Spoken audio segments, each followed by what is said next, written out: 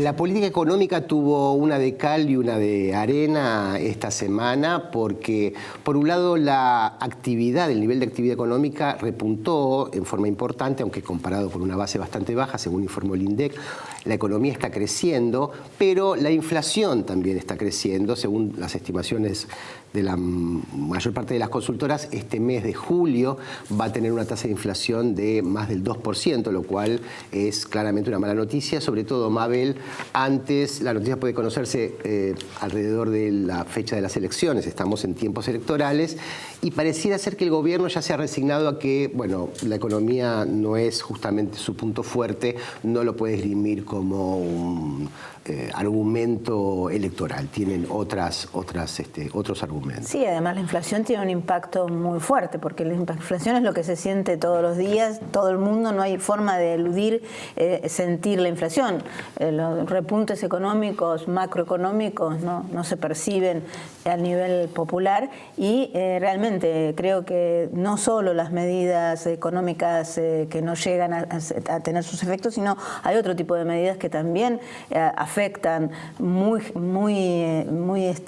directamente a la población, como es la desocupación, los despidos, la enorme cantidad de despidos. Entonces eso también es un tema que afecta a la población. Hay también, aparentemente, indicadores que dicen que en la construcción el empleo está aumentando, pero de cualquier manera, para ayudarnos, no hay forma, para ayudarnos a entender lo que está ocurriendo en la economía, está con nosotros hoy Martín Rapetti, es economista, director de Desarrollo Económico del CIPEC y es director de la Maestría en Economía de la Universidad de Buenos Aires.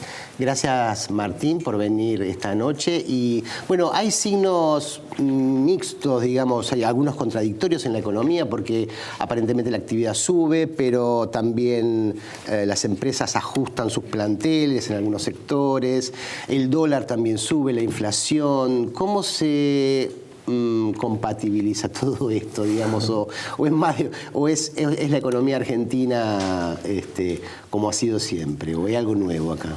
No, bueno, primero gracias por la invitación, ya la segunda, así que muy como en casa. Han habido periodos buenos en la economía argentina, han habido periodos peores. Estamos, sí, hace un tiempo largo en un tramo un poco empantanados. La economía virtualmente está parada, con oscilaciones desde fines de 2011.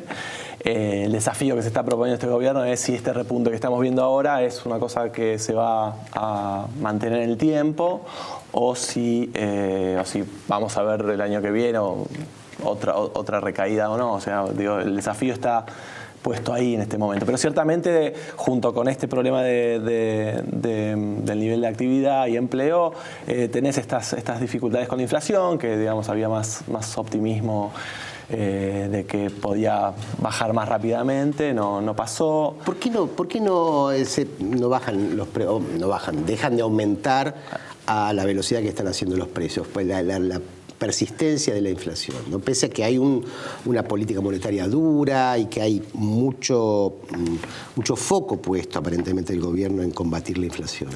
Las inflaciones depende, es como son diferentes bichos, ¿no? O sea, no son animales distintos. O sea, hay inflaciones e inflaciones. Por ejemplo, la inflación muy alta, en general se baja usando un ancla que típicamente es el tipo de cambio, ¿no? O sea, se fija el tipo, que nosotros hemos visto varias, el plan austral, la convertibilidad, sí, la convertibilidad, ¿no? La convertibilidad como el caso más exitoso y durable, ¿no?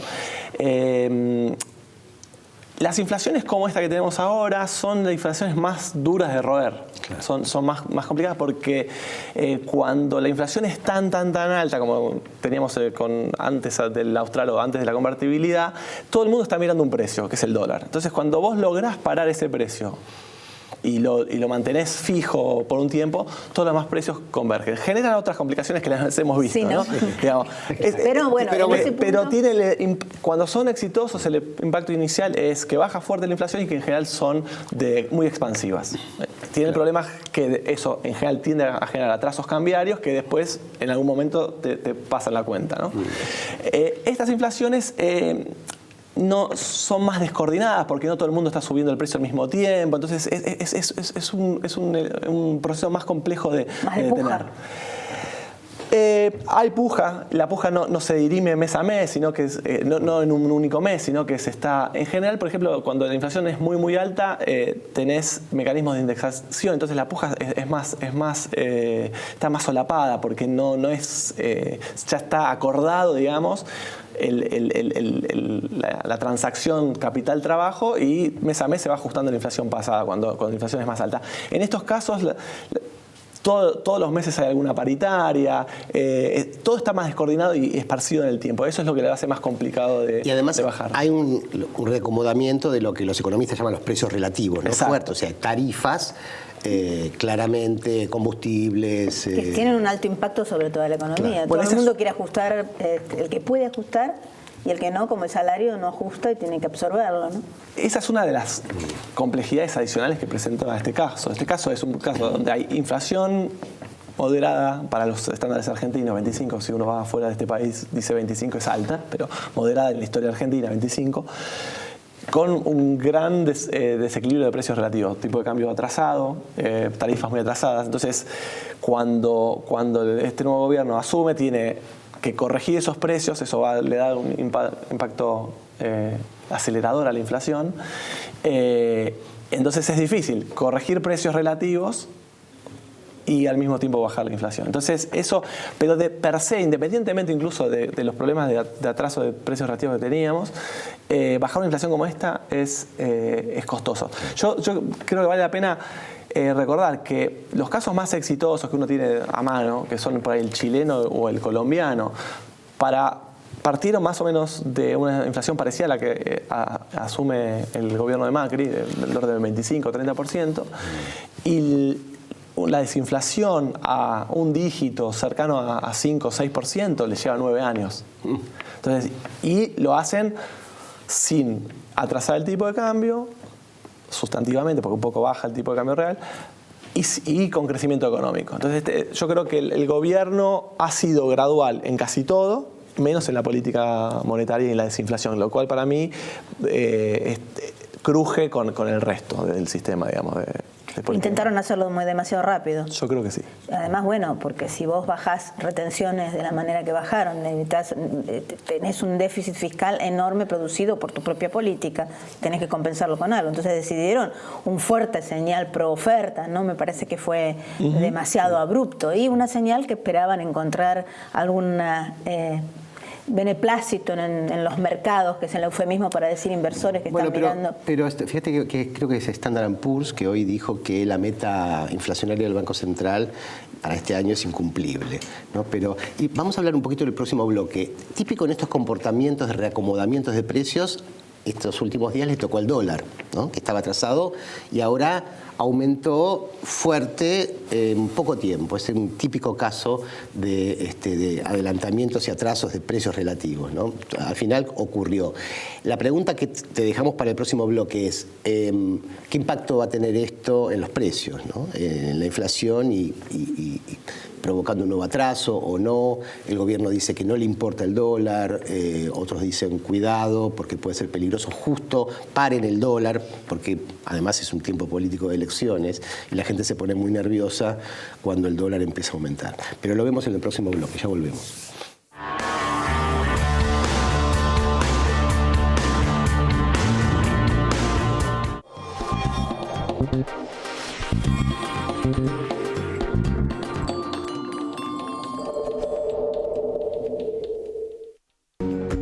Invertimos en la mejor tecnología para conectar a los argentinos. Grupo Telecom. IRSA. Somos la mayor empresa argentina inversora en bienes raíces. IRSA. Líderes en real estate. ExxonMobil. líder en tecnología para la operación segura y eficiente de recursos no convencionales de gas y petróleo, está contribuyendo con el progreso del país desde sus operaciones en la provincia de Neuquén. Aceitera General Dehesa, una empresa comprometida desde hace más de 65 años con el desarrollo del país y las generaciones futuras. En la Ciudad Autónoma de Buenos Aires, vivir mejor es ley. Legislatura de la Ciudad Autónoma de Buenos Aires. El fruto de nuestro trabajo es parte de tu mesa. Por eso, queremos que nos conozcas. En Monsanto ayudamos al campo a producir más alimentos cuidando los recursos naturales. Entrá a Descubrí Monsanto y sé parte de la conversación. Préstamos personales de hasta 500.000 pesos a tasa fija.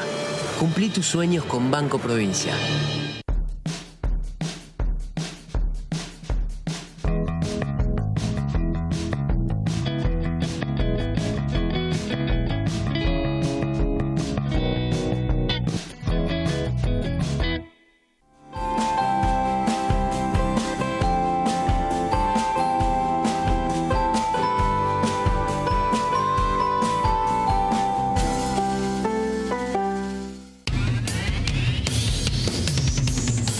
De Neo 1825.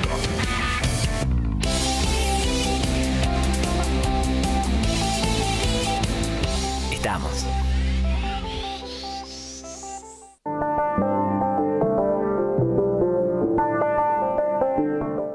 ¿Pensaste alguna vez en todo lo que te da la tierra? Profértil. Vida para nuestra tierra. En Zurich te ayudamos a proteger lo que es importante para vos. Zurich Seguros, 0800-333 Zurich. En los comedores escolares, el trabajo en equipo de todos los días hace que los chicos reciban los alimentos que necesitan. Para conocer más, ingresa en gba.gov.ar/comedores. Buenos Aires Provincia. Entre todos, podemos más.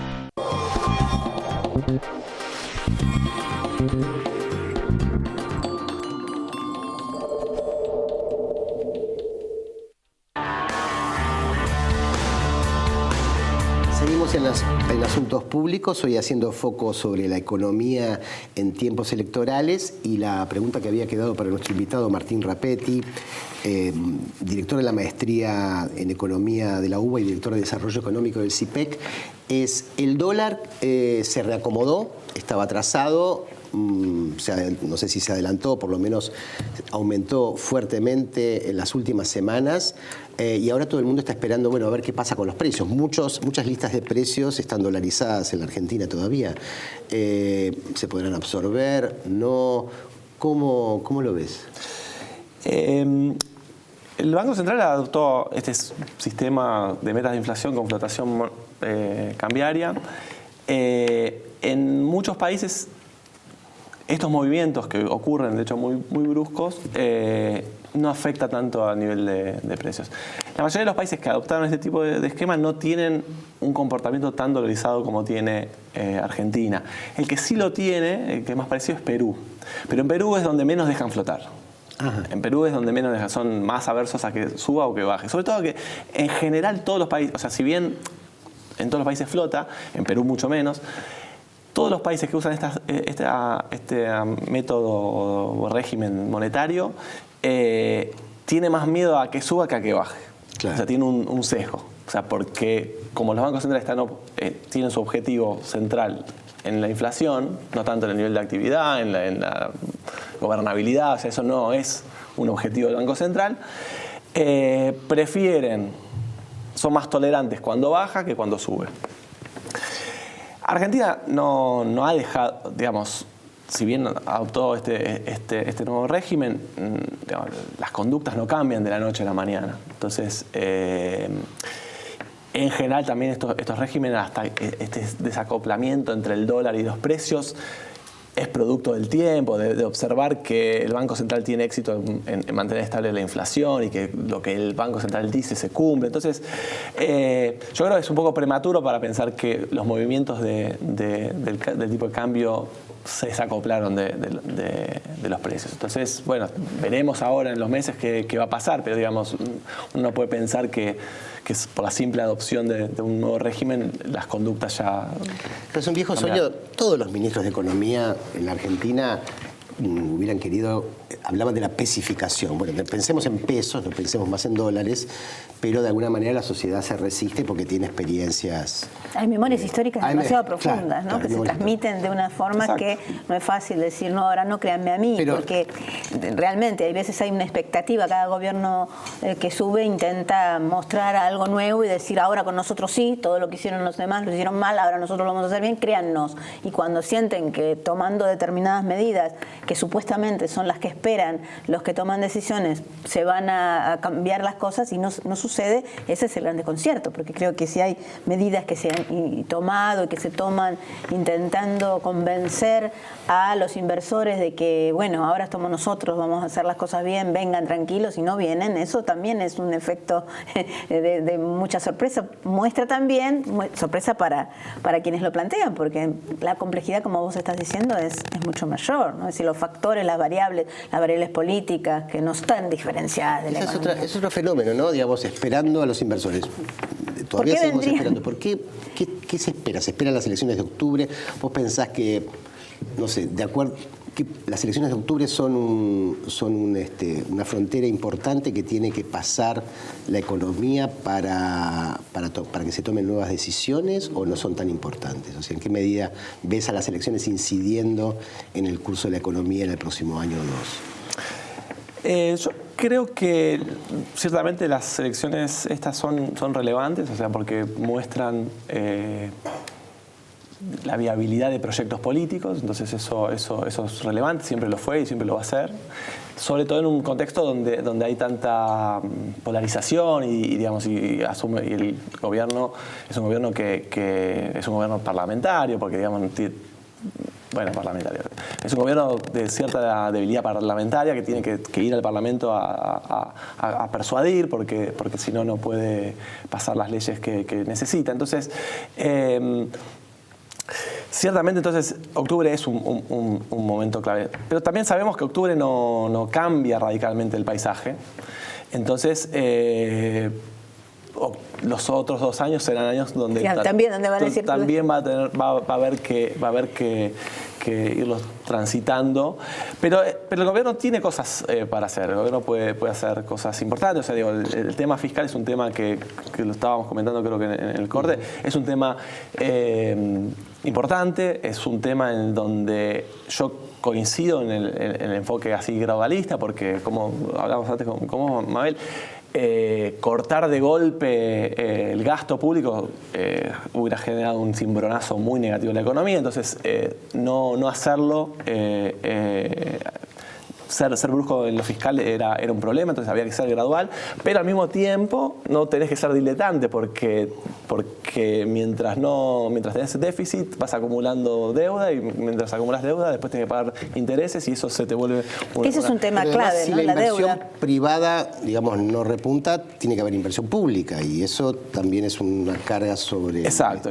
El gobierno ha además intentado avanzar en obra pública, que había muchas áreas donde eran necesarias. De hecho, eso es lo que es uno de los motorcitos que está impulsando la economía, ¿verdad? La inversión pública. Por eso la construcción, ¿no? La construcción, la demanda de cemento, de asfalto, de esos materiales. Exacto. Entonces, ahí hay una delgada línea donde transita el gobierno en materia fiscal, donde, digamos, creo que hay cosas que se pueden hacer. O sea, por ejemplo, el gobierno podría, por ejemplo, para dar señales hacia futuro, una cosa que nosotros estamos pensando desde CIPEC, que es que se podría pasar una ley de un fondo fiscal contracíclico, que obviamente, un fondo, en pocas palabras, consiste en una regla fiscal que un poco desvincula el gasto del ingreso corriente. Entonces, cuando hay mucho ingreso corriente porque la economía está siendo muy fuerte, le penaliza al gobierno gastar demasiado, o sea, no le permite gastar demasiado. Y cuando la economía va mal y tiene pocos recursos, el gasto público no se tiene que acortar y ir a buscar al fondo la plata que está faltando. Algo así ha hecho Chile, ¿verdad? Chile ha hecho algo así. Colombia también ha hecho algo así y Argentina quiso hacer algo así en 2005. Entonces, eso es muy importante. Obviamente, no es o sea, hoy no tendría efectividad porque hoy necesitamos en realidad no bajar el gasto y recurrir a fondos que ese fondo que se crearía no existe, no tiene. De todas maneras, es un buen momento porque como justamente no es operable hoy, no se pone en funcionamiento hoy, va a ser útil para el futuro para evitar desbandes fiscales. Entonces, esas son cosas que, por ejemplo, le darían un horizonte fiscal al gobierno que está pensando en cuidar las cuentas públicas. Eso es una cosa que me parece es útil. Pero, de todas maneras, también tiene que empezar a pensar en no postergar excesivamente el reacomodamiento fiscal porque la deuda sigue creciendo. ¿Vos ves una reforma impositiva en el horizonte después de octubre? Bueno, esa es una gran pregunta. Ahí también uno puede pensar, y nosotros desde CIPEC también lo estamos trabajando, que es, bueno, obviamente con el nivel de déficit que hay hoy, la gran inclinación o presión es para que la reforma se haga para bajar impuestos.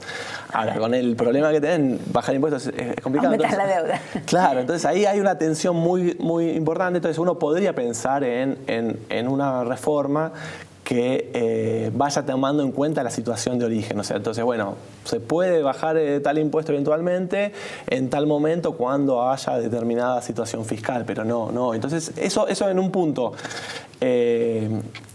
es un problema, pero también es una oportunidad porque permite una discusión un poco más seria y no tan urgente. Pero eso parte de una hipótesis. La hipótesis es que no hay inversión porque los impuestos son altos. Entonces es una hipótesis que no sé si se corrobora con la realidad de las conductas empresarias. No siempre ha habido momentos históricos en que se han bajado impuestos, como en el momento de Cavallo, con la hipótesis de que si bajabas impuestos al capital iba a haber más inversión, y no fue así. Se internalizaron, se fugaron. O sea, también cuáles son las hipótesis sobre a quién se le bajan impuestos para producir qué, en teoría. Pero... Sí, no, en general la inversión reacciona, el principal motor de la inversión es que la economía crezca. Claro. ¿No? O sea, digamos, eso es central. Entonces yo te puedo, lo mismo con el financiamiento, yo te puedo regalar el financiamiento para que vos inviertas, pero si vos no ves perspectiva de crecimiento, no vas a invertir. Entonces, lo vas guardando y lo llevas a otro lado. Una condición necesaria para la inversión es el crecimiento. Eso no quita que haya reclamos justos o no respecto a la presión impositiva, ¿no? O sea, puede haber, porque además hay también lo estábamos hablando antes, que hay como dos Argentinas. Hay una Argentina formal que tiene una determinada carga impositiva, una Argentina informal que no tiene cargas impositivas o no muy fuerte, y esas asimetrías juegan un rol. Claro, pero el círculo se va cerrando finalmente, porque a lo largo del tiempo los impuestos, el sistema se va formalizando. Punto, ¿no? ¿Cómo formalizar no formal?